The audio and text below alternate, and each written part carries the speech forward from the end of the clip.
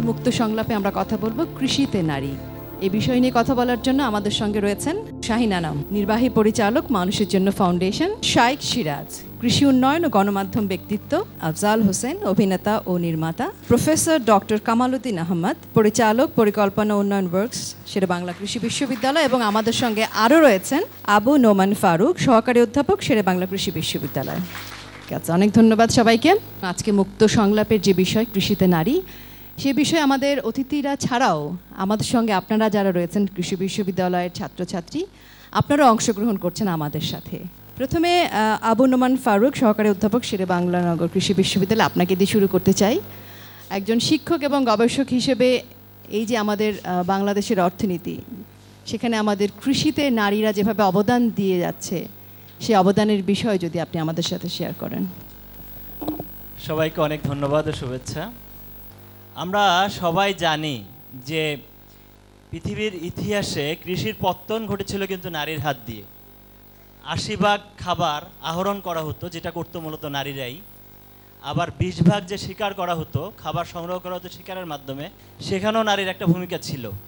যার ফলে আমরা দেখি যে এই যে ফসলের বীজ বপন করে সেখান থেকে কৃষির সূচনা করা, অথবা বন্য একটা প্রাণীকে নিয়ে এসে পোষ মানিয়ে সেটাকে গৃহপালিত করা, সে জায়গাটায় নারী বেশ দক্ষতার পরিচয় দিয়েছে। ধান উৎপাদনের যে ২৩টি ধাপ রয়েছে, কারো কারো মধ্যে ২৪টি, সেখানে ১৭টিতে নারীর অংশগ্রহণ রয়েছে। আমরা দেখি নারীরা কি সেখানে বসতবাড়ির আশেপাশে সেখানে বিভিন্ন ফলের গাছ লাগায়, ফুলের গাছ লাগায়, শাকসবজির গাছ লাগায়। তাহলে এই যে হর্টিকালচার আমরা যেটা পড়াই, সেটা কারা করে? সেটা তো নারীরাই বেশি করে। যখন শিম গাছে জাপ পোকার আক্রমণ দেখা দেয়, এফিডের আক্রমণ দেখা দেয়, নারীরা কি করে? চুলা থেকে কিছু ছাই নিয়ে সেখানে ছাইটা ছিটাইয়ে দেয়। এই প্রযুক্তিটা সম্পূর্ণভাবেই নারীর উদ্ভাবিত প্রযুক্তি। আরেকটা বিষয় দেখেন, বীজ সংরক্ষণ করলো, সংরক্ষণের সময় কি করে? নিম গাছের 2টা পাতা নিয়ে এসে সেখানে রেখে দেয়, 2টা বিষকাঁঠালির পাতা নিয়ে এসে সেখানে রেখে দেয়। এই প্রযুক্তি কার প্রযুক্তি? এটা নারীর প্রযুক্তি। এই নারীর উদ্ভাবিত প্রযুক্তি নিয়ে আমরা কখনো অ্যাকনলেজমেন্টও করি না, সেটাকে স্বীকারও করি না, সেটাকে আমরা হাইলাইটসও করি না। আমরা প্রতিদিন দেখি যে সকালবেলা উঠে উঠোনটা ঝাড়ু দেয়, ঝাড়ু দিয়ে সব ময়লা আবর্জনাগুলো একটা গর্তের মধ্যে নিয়ে ফেলে। সারাদিনের যে গৃহস্থলী আবর্জনা হয় সেগুলো নিয়ে একটা গর্তে ফেলে। আবার গোয়ালঘর পরিষ্কার করলো, যত মলমূত্র আছে সব নিয়ে একটা গর্তের মধ্যে ফেলে, সেখান থেকে জৈব সার হয়।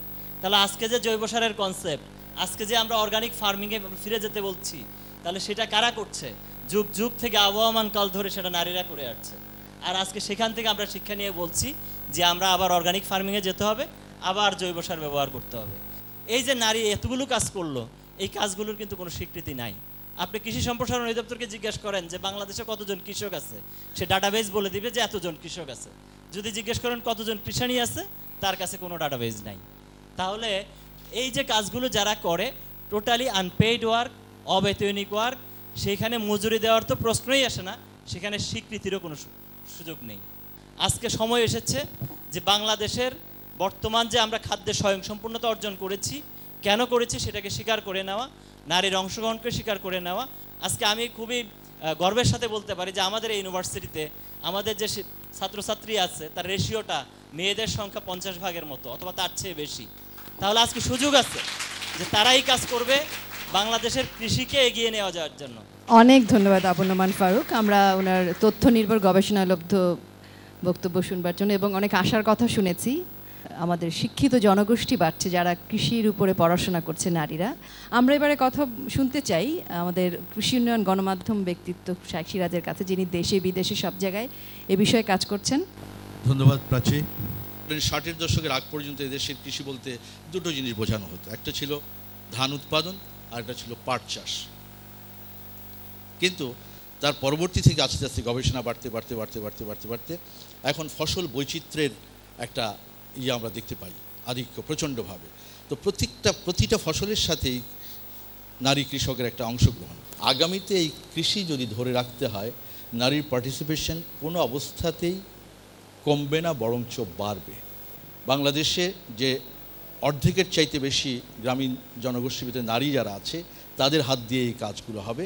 এটাতে 2টো কাজ হবে, একটা হচ্ছে সে উৎপাদন করছে গ্রিন এগ্রিকালচারের জন্যে, দ্বিতীয়ত হচ্ছে সে উৎপাদন করছে তার মাটির উর্বরা শক্তি ফিরিয়ে আনার জন্য, তৃতীয়ত এটা থেকে সে আর্থিকভাবে লাভবান হবে, তার জীবন মানের উন্নয়ন ঘটবে।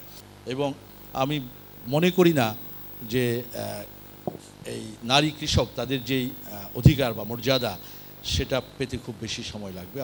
অনেক ধন্যবাদ। আমরা এবার অনুরোধ করব অভিনেতা নির্মাতা আফজাল হোসেনকে কিছু বলবার জন্য।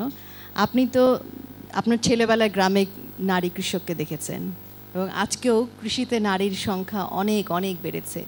সেদিন এবং আজকের প্রেক্ষাপটে নারীর মূল্যায়ন অবদান কতটা এগিয়েছে একজন অভিনেতা এবং নির্মাতা হিসেবে? প্রাচী আমাকে একটি নির্দিষ্ট প্রশ্ন করেছে, কিন্তু তার আগে আমি আমার নিজের পরিচয়টা একটু সম্পূর্ণ করতে চাই। আমাকে বলা হয়েছে অভিনেতা এবং নির্মাতা, খুব ভুল পরিচয় নয়, কিন্তু আজকে এখানে এই অনুষ্ঠানে আসবার আরেকটা বিশেষ পরিচয় রয়েছে। মানুষের জন্য ফাউন্ডেশন বাংলাদেশে জনমানসে এই যে মর্যাদায় গড়ি সমতা যে বোধ প্রতিষ্ঠা করতে চাইছে, আমরা তার ক্ষুদ্র একজন সহযোগী, এবং সেই পরিচয়ে আজকে এখানে আসা আপনাদের সঙ্গে কথা বলবার জন্য। আমরা যদি দৃষ্টিভঙ্গিটা বদলাতে পারি তাহলে আমরা যা নিয়ে কথা বলছি সেটার সমাধান অনেকটাই হয়ে যায়। এবং একটি কথা আমি সব শেষে বলতে চাই যে নারী এবং পুরুষ কে কম কে বেশি এটি হয়তো সেই আলোচনার মতো শোনাচ্ছে, কিন্তু প্রকৃতপক্ষে বিষয়টা হচ্ছে এই, যার যা প্রাপ্য সে সেটুকু পাচ্ছে না বলে প্রশ্নটা উঠছে। আমি গ্রামের ছেলে, আমি গ্রামের নারীদের একসময় যে জীবনযাপন দেখেছি, এখন আমি অনেক আশাবাদী সেই জায়গার অনেক পরিবর্তন হয়েছে। মানসিকতার পরিবর্তন, এই পরিবর্তন দেশে অনেক বড় পরিবর্তন আনতে পারে বলে আমি বিশ্বাস করি। ধন্যবাদ সবাইকে। অনেক ধন্যবাদ আফজাল ভাই। এরপরে আমাদের এখানে যারা কৃষি বিশ্ববিদ্যালয়ের ছাত্রছাত্রী রয়েছেন আপনাদের প্রশ্ন নিতে চাই। আমরা সাধারণত দেখি যে আমাদের ট্রাক্টর, পাওয়ার টিলার এই ধরনের হেভি ইমপ্লিমেন্টগুলিতে আমাদের পুরুষের পার্টিসিপেশন বেশি। তো এই ক্ষেত্রে প্রযুক্তিতে নারীরা এখনও পুরুষের সমপর্যায়ে আসতে পারে নাই, এটা কেন এবং আমরা এটা কিভাবে নারীদেরকে এই পর্যায়ে আমরা নিয়ে আসতে পারি? প্রশ্নটি ভালো। এই কারণে আমি নিলাম মাইকটা, কারণ মাঠ পর্যায়ের অভিজ্ঞতাগুলো আমি দেখেছি। বাংলাদেশে ট্রাক্টর বা জমি চাষ করার জন্যে যেই প্রচলনটা শুরু হয়েছে এটা খুব বেশি 5-7 বছর ব্যাপকভাবে, এর আগে হয়তো বিচ্ছিন্নভাবে ছিল। কিন্তু মানিকগঞ্জের কয়েকটা গ্রামই আছে যে গ্রামগুলোতে দুবেলা ট্রাক্টর দিয়ে কাজ হয়। দুবেলা বলতে আমি বলছি যে সন্ধ্যের পরেও রাতে বাতি দিয়ে ট্রাক্টর চাষ করে জমিগুলো, কারণ সেই গ্রামে যতগুলো ট্রাক্টর আছে সেই ট্রাক্টরগুলো দিয়ে গোটা গ্রামের জমি চাষ হয় না। এবং সন্ধ্যের সময় মেয়েরা গৃহস্থলী কাজ শেষ করার পরে মেয়েরাই ওই ট্রাক্টরগুলো চালায়, এরকম ঘটনাও আছে, আমি দেখেছি।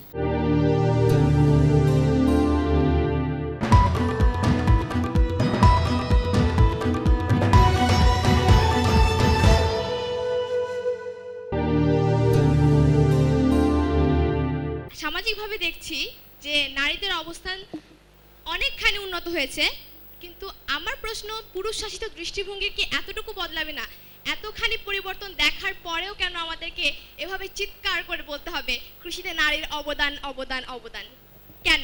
আমরা দেখতে পাচ্ছি নারীর অনেক অগ্রগতি হয়েছে গত 43 বছরে, কিন্তু নারীর ব্যক্তিগত জীবনে তার সিদ্ধান্ত গ্রহণ করার জায়গাটা এখনও কিন্তু অনেক অনেক কাজ বাকি রয়েছে। এবং এটার আমরা প্রমাণ পাই, আমরা যে প্রতিদিন নারীর প্রতি সহিংসতা এবং বৈষম্যের যে চিত্রটা পাই প্রত্যেক দিন পেপার খুললে, এবং আমাদের মনে হয়, আমাদের বিশ্বাস যে তাই নারীর মর্যাদা আমাদের সমাজে এখনও কম। মর্যাদা কম কারণ তার অবদানের যে মূল্যায়ন করা হয়নি, মূল্যায়ন নাই বলে স্বীকৃতি নাই বলে তার কোনো দাম নাই, এবং তাই সে তার প্রাপ্য পাচ্ছে না। এর জন্য আমরা মনে করি এখনও প্রচুর কাজ বাকি রয়েছে। এই সমাজের ধ্যান ধারণা, দৃষ্টিভঙ্গি পাল্টানো। কিভাবে পাল্টাবে? কি চিন্তা করবে যে না, নারী যখন সমানভাবে অবদান রাখছে প্রত্যেকটা ক্ষেত্রে, তাহলে কেন নারীর প্রতি সহিংসতা বা কেন নারীর প্রতি বৈষম্য? অধ্যাপক ডক্টর কামাল উদ্দিন আহমদ, এবং নারীর যে অবদান কৃষিতে এবং আলটিমেটলি সেটা আমাদের সামাজিক জীবন, অর্থনীতি, শিক্ষা সকল ক্ষেত্রে গিয়ে সেটা একটা সুপ্রভাব আমরা দেখতে পাই। এ বিষয়ে আপনার বক্তব্য? ধন্যবাদ। যেই প্রসঙ্গ নিয়ে কথা হচ্ছে কৃষিতে নারী, এটা বুঝতে হলে আমাদের সৃষ্টির দিকে তাকাতে হবে। ওয়াংহ সভ্যতা নদীর পারে মেয়েদের দ্বারা চাষাবাদ মাধ্যমে 7,000 বছর আগে পুরনো সভ্যতা, মেডিটেরিয়ান বা আমাদের টাইগ্রিস এন্ড ইউফ্রেটিস, দজলা ফরাত, এরকম সকল সভ্যতার দিকে তাকালে দেখা যায় নদীর পাড়ে সভ্যতা। কেন হলো? খাবার নাই, তখন তারা বীজগুলো সংগ্রহ করে একটা পার্টিকুলার জায়গায় কিছুদিন থাকে, সেখানে চাষাবাদ করে। এইভাবে নদীর পাড়ে সভ্যতাগুলো গড়ে ওঠে। তাহলে সভ্যতার জন্ম কে দিয়েছে? নারীরা। শাহিন আনাম, নির্বাহী পরিচালক মানুষের জন্য ফাউন্ডেশন, আপনার কাছ থেকে শুনবো দৃষ্টিভঙ্গি, মর্যাদার যে বিষয়টি, নারীর অবদান, এই সবগুলো বিষয় কিন্তু আসলে একটা চেইনের মতো। বারবার আমাদেরকে নারীর অবদানের কথা বলতে হচ্ছে। এই যে বলতে হচ্ছে, সে কথাগুলোই আমরা আবার শুনতে চাই। আমি আগেই বলেছি নারীর অগ্রগতি অনেক, না আমাদের কয়েকজন পাহাড়ে একদম মাউন্ট এভারেস্টেও চলে গেছে। প্রত্যেকটা ক্ষেত্রে আজকে নারী রয়েছে, তবুও আমরা আজকে পাতা খুললে তাকানো যায় না নারীর প্রতি সহিংসতা, এবং আমাদের সমাজ এখনও নারীদেরকে একটু ছোট চোখে দেখছে। আমরা একটি প্রচার অভিযান নিয়েছি হাতে, যেটা আফজাল বলছিলেন, এটার নাম হলো মর্যাদায় গড়ি সমতা। এটার মূল উদ্দেশ্য হলো নারীর অবদান সামনে রেখে সমাজের, এবং এটা আমরা একটি গবেষণার মাধ্যমে দেখাতে চাই যে নারীর যেটা বলে আনঅ্যাকাউন্টেড ওয়ার্ক, যে কাজটা দেখা যায় না, যেটার মূল্যায়ন করা হয় না, যেটা নারী মনে করে এটা গৃহস্থালির কাজ, এটা কোনো অর্থনৈতিক মূল্য নাই, সেই গবেষণা করে আমরা দেখাতে চাই, সমাজের সামনে তুলে ধরতে চাই নারী কতভাবে তো অবদান রাখছে, সংসারে রাখছে, গৃহস্থালিতে রাখছে, কিন্তু অর্থনীতিতে রাখছে, যেটা আমরা খুব কম এটার স্বীকৃতি দেই। এটা করার ফলে আমার মনে হয় যে এমন একটা রিয়াকশন হবে, তাই তো নারী এতভাবে অবদান রাখে, আমরা তো জানতাম না। আর কেউ প্রশ্ন করবেন? আমার প্রশ্ন হচ্ছে, কৃষিতে নারীর অবদান বৃদ্ধিতে কৃষি সংশ্লিষ্ট যে শিক্ষা প্রতিষ্ঠান অথবা বিশ্ববিদ্যালয় আছে, সেগুলোতে মেয়েদের জন্য নির্দিষ্ট অন্য আসন সংখ্যা বরাদ্দ করা যায় কিনা? অনেক ধন্যবাদ। অধ্যাপক কামাল উদ্দিন আহমেদ। এই বিশ্ববিদ্যালয় যখন 1938 সালে স্থাপিত হয়, তখন কোনো মেয়েকেই ভর্তি করানো হয় নাই। 1973 সালে প্রথম 12 জন মেয়েকে ভর্তি করানো হয়। এইটা হলো শুরু। আমরা যখন ভর্তি পরীক্ষা নিয়ে এইবার 23,000 দরখাস্ত করেছে, তার মধ্যে দেখা যাবে যে গতবার 47% মেয়ে মেধার মাধ্যমে এখানে স্থান পেয়েছে। আমরা মেধাবৃত্তি দিই। 300 জনের মধ্যে যে প্রথম 10 জন, তার 8 জন হলো মেয়ে, কখনো কখনো 7 জন মেয়ে। মেয়েদের মেধা দিয়ে তারা অগ্রগামী হচ্ছে, কোটার রক্ষা করার দরকার নাই। ধন্যবাদ অধ্যাপক কামাল উদ্দিন আহমেদ। আমরা আপনার এই প্রসঙ্গ থেকে আলোচনাটা একটু অন্যদিকে নিতে চাই, তারপর আবার আপনার কাছে ফিরে আসবে। এই যে মূল্যায়নের কথাটি এলো, এত কিছু করবার পর নারী নিজেকে মূল্যায়ন কিভাবে করছে? এক সময় এরকম গল্প দেখবেন, 2 জন নারী বসে আছে, একজন নারী জিজ্ঞেস করে, আচ্ছা আপনি কি কিছু করেন? তো আরেক নারী উত্তর দিবেন, না আমি কিছু করি না। কিন্তু আসলে প্রত্যেক নারী কিছু করে। অনেক নারী এটা বুঝে না, না কাজ করে, এটা তো বাড়ির কাজ, ঘরের কাজ। আপনি কৃষিতে কিছু করেন না, এটা তো ঘরের কাজ। তো আসলে নিজেকে ওইভাবে মূল্যায়ন করে না নারী, যে আমি যে একটা প্রোডাক্টিভ কাজ করছি, আমি যে একটা অর্থনীতিতে অবদান রাখছি, আমি যে কাঁথা সেলাই নিজেই মূল্যায়ন করছে না। প্রোডাক্টিভ কাজ, এটা কৃষি উন্নয়ন এবং গণমাধ্যম ব্যক্তিত্ব আমরা প্রায়শই দেখি, আপনার স্ত্রী করে, আমার স্ত্রী কোনো কাজ করে না। নারীর কাজের মূল্যায়নের ক্ষেত্রে স্বামীরাও বলছে আমার স্ত্রী কিছু করে না, কিন্তু আমরা দেখি আসলে 10 হাতে কাজ করছে। সে বিষয়ে আগে তো বলা হতো এটা যে হাউস ওয়াইফ, গৃহস্থলী, কিন্তু এটার তো এটা আপগ্রেডেশন করছে। আসলে এগুলি মুখরোচক কথা। এখন বলা হয় হোম মেকার, হোম মেকার বলা হয়। হ্যাঁ, তো এগুলো আসলে বিভিন্ন সময় নিজেদেরকে একটা সেফ জায়গায় আনার জন্যে এই কাজগুলো করা হয়। নারীরা নারীদের মর্যাদায় আসবে, এটা সময়ের চাহিদা, সময়ের দাবি। এটা প্রেশার গ্রুপ তো আছেই, কিন্তু আমার কাছে খুব দুরাশা মনে হয় না, এটা হবে, এদেশেই হবে। নারীর যে মূল্যায়ন, নারীকে মূল্যায়ন করবার দৃষ্টিভঙ্গির ক্ষেত্রে নারী নিজেকে সেই কর্মজীবী হিসেবে দেখছে না, সেক্ষেত্রে গণমাধ্যম ব্যক্তি হিসেবে আফজাল ভাই আপনার কি মনে হয়? এবং আপনি যেহেতু অনেক জনসচেতনতামূলক কর্মকাণ্ডের সাথেও সম্পৃক্ত, সেই অভিজ্ঞতার আলোকে আমার কাছে মনে হয় যে সঙ্গতভাবে বিভিন্ন ক্ষেত্রে আমরা নারীকে যথাযোগ্য উপস্থাপনাটা করতে পারি না। আমাদের একটা ধারণা মনের মধ্যে, যেটি আসলে দীর্ঘদিন যাবৎ গেঁথে আছে, সেই বৃত্তের মধ্যেই আমরা ঘোরাফেরা করি। সময়টা যে পাল্টেছে, অধিকাংশের মধ্যে সেই বোধটা কাজ করে না। আমরা যদি টেলিভিশনের নাটকে নারীদের কী চরিত্র, বিজ্ঞাপনে নারীদের কী ভূমিকা, এগুলো যদি দেখি, তাহলে আমরা সেটা সহজেই বুঝতে পারবো। আমি একটা ছোট্ট উদাহরণ দিতে চাই। প্রাচী আমাকে জিজ্ঞাসা করেছিল যে আমি গ্রামের ছেলে, আমার গ্রামকে আমি ছোটোবেলা থেকে যেভাবে দেখে এসেছি, আমি দেখিনি যে মেয়েদেরকে বার হতে দেয়া হয়, কিন্তু একটা পরিবর্তন আসলো আমাদের গ্রামে। ওখানে প্রচুর পরিমাণে চিংড়ির চাষ হয়। সেই চিংড়ির চাষে একটা খুব গুরুত্বপূর্ণ ঘটনা হচ্ছে চিংড়ির মাথা ছাড়ানো। চিংড়ির মাথাটা ছাড়ালে একটা কিশোরী দিনে 100 থেকে 200 টাকা আয় করতে পারে। এই পরিবর্তনটি যখন এই গ্রামে এসে পড়ল, তখন দৃশ্যমান পরিবর্তন কি সংগঠিত হলো। দেখা গেল যে ওই গ্রামে কোনো মেয়েকে কিন্তু বাবা আর 14 বছর 12 বছর 13 বছরে বিয়ে দিতে পারে না, কারণ সে এখন আয় করছে, তার উপার্জনে সংসার চলে, সে সিদ্ধান্ত নিতে পারে। আমার মনে হয় যে এইভাবে যে বদলগুলো আসবে, সেই বদলগুলো খুব গুরুত্বপূর্ণ। সুতরাং আমরা আশা করতে পারি, যা নিয়ে আমরা কথা বলছি, আগামীতে খুব ভুরু কুচকে সেটা আমাদের ভাবতে হবে না। ধন্যবাদ। অনেক ধন্যবাদ। আমরা আমাদের সামনে যে ছাত্রছাত্রীরা আছেন আপনাদের কাছ থেকে কিছু প্রশ্ন নিতে চাইছি, আর পরপর দুটো প্রশ্ন নেব আমরা। আমাদের দেশে নারীদের যত অবদান থাকুক কৃষিতে, কিন্তু স্বীকৃতি আজ পর্যন্ত পায়নি কেউ। তো এই স্বীকৃতিটা পাওয়ার জন্য পারিবারিক, সামাজিক এবং রাষ্ট্রীয়ভাবে আমাদের সকলের কি কি করার থাকতে পারে, কি কি ভূমিকা বা পদক্ষেপ থাকতে পারে, যখন একজন নারীও গর্ব সহকারে বলতে পারবেন যে হ্যাঁ আমি একজন কৃষক। জি, অনেক ধন্যবাদ। এরপরে কে প্রশ্ন করবেন? প্রশ্নটা সংক্ষিপ্ত হবে, আর আমাদের যারা আছেন অতিথি, আমরা একেবারে শেষের দিকে আছি, উত্তরটাও একটু সংক্ষিপ্ত হলে ভালো হয়। আমি বলতে চাই আজকে যে সাবজেক্ট ম্যাটার অর্থাৎ বিষয়টি রয়েছে কৃষিতে নারী, আমরা এতক্ষণ ধরে জানলাম যে নারীতে কৃষির সৃষ্টি, তাই যদি হয়ে থাকে তাহলে সাবজেক্ট ম্যাটারটি কৃষি ও নারী বা এরকম কেন হলো না? এখানে কি আমাদের যে পুরুষতান্ত্রিক যে একটা দৈন্যতা আছে সেটি কি এটি প্রতিফলন কিনা? জি, অনেক ধন্যবাদ। শাহিন আনাম। আমার মনে হয় আমাদের আরও অনেক গবেষণা করে নারীর কাজ মূল্যায়ন করতে হবে। আমরা যদি জাস্ট এমনি বলি যে নারী এটা করে ওটা করে, কিন্তু গবেষণা, সায়েন্টিফিক এভিডেন্স আমাদের দরকার, তাই না? যে সবাইকে জানানো যে নারী কৃষিতে এই কাজ করছে, এবং এটা নিয়ে আমরা অ্যাডভোকেসি করে আমরা যারা নীতি নির্ধারক তাদের মধ্যেও দৃষ্টিভঙ্গি এবং আমাদের পলিসির মধ্যে পরিবর্তন আনতে হবে। আজকে যেটা বলা হলো যে একটি কৃষক সে যে কার্ডটা পাচ্ছে, তাই না?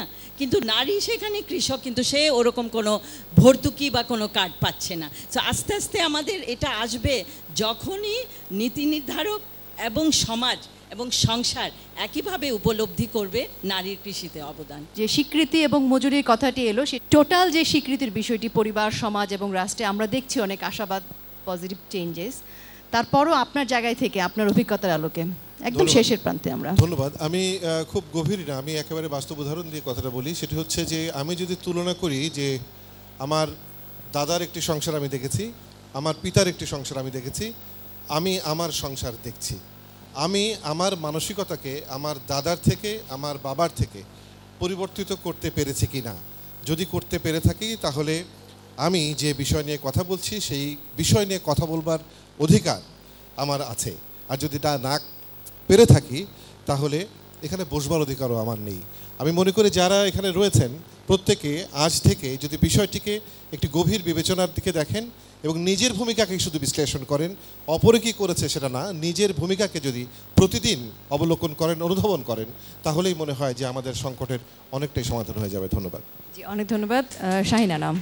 আফজালের কথা ধরেই বলবো পরিবর্তনের, আমরাও আশা করব যে আজকে এখানে আমরা যারা বসে আছি আমাদের চাইতে তোমাদের সকলের দৃষ্টিভঙ্গি আর একটু উন্নত হবে, আর একটু সামনে দিকে হবে, আর একটু মডার্ন হবে। এবং নারী পুরুষের সমতা তার মানে যে নারী পুরুষের উপরে উঠে যাবে, বেশি পাওয়ার পেয়ে যাবে, বেশি, তা না। এটা হবে সমান সমান চলবে।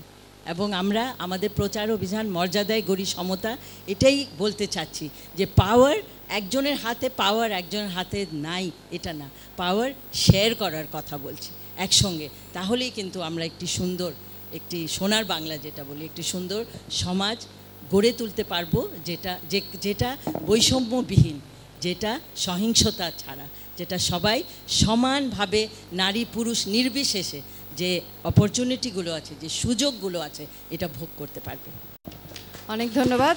ধন্যবাদ জানাই আফজাল হোসেন, ধন্যবাদ শাহিন আনাম, শাইখ সিরাজ এবং প্রফেসর ডক্টর কামালউদ্দিন আহমেদ, আবু নোমান ফারুক, এবং আমাদের এখানে শেরেবাংলা কৃষি বিশ্ববিদ্যালয়ের শিক্ষক রয়েছেন ছাত্রছাত্রীরা, সবাইকে অনেক ধন্যবাদ জানাই। আর এই পুরো আজকের মুক্ত সংলাপের সঙ্গে যারা আছেন সামনে পেছনে সবাইকে ধন্যবাদ জানাই। শেষের দিকে শুধু একটি কথা, দৃষ্টিভঙ্গিটা পাল্টানোর দায়িত্ব হচ্ছে প্রথমে নিজের। আমাদের প্রত্যেকের জায়গায় যার যার যে দায়িত্বটি থাকে নিজের দৃষ্টিকে পরিবর্তন করা, এবং সেই পরিবর্তনটা হবে মর্যাদার, সমতার। আর সেই পরিবর্তনটা যদি একজন মানুষ নিজেই নিজেকে করতে পারে তাহলে তার প্রভাব তার পরিবারে পড়বে, পরিবার থেকে সমাজ, তারপর রাষ্ট্র। আসলে এটা সবার একসাথে করবার কাজ, এককভাবে রাষ্ট্র বা সমাজকেও এসে সমাধান করে দেবে না। এত বছরের ইতিহাস, সেই ইতিহাসকে আরও যদি সামনের দিকে নিতে চাই, কৃষিতে নারী বা নারী বা কৃষি, এই বিতর্কের চেয়ে অনেক বড় বিষয় হচ্ছে নারীর মূল্যায়ন, নারীর অবদানকে স্বীকৃতি করা, নারীকে ধন্যবাদ দেয়া, নারীকে সরি বলা। সেই জায়গায় আমাদের আসলে দৃষ্টিভঙ্গির পরিবর্তনটি যদি পজিটিভ হয়, সবাই যদি সেই লক্ষ্যে কাজ করি, সচেতন হই, তাহলে অবশ্যই অবশ্যই আমরা আমাদের নারীদের সেই জায়গায় নিয়ে যেতে পারবো সমতার সমাজ ব্যবস্থায়। সবাইকে অনেক ধন্যবাদ।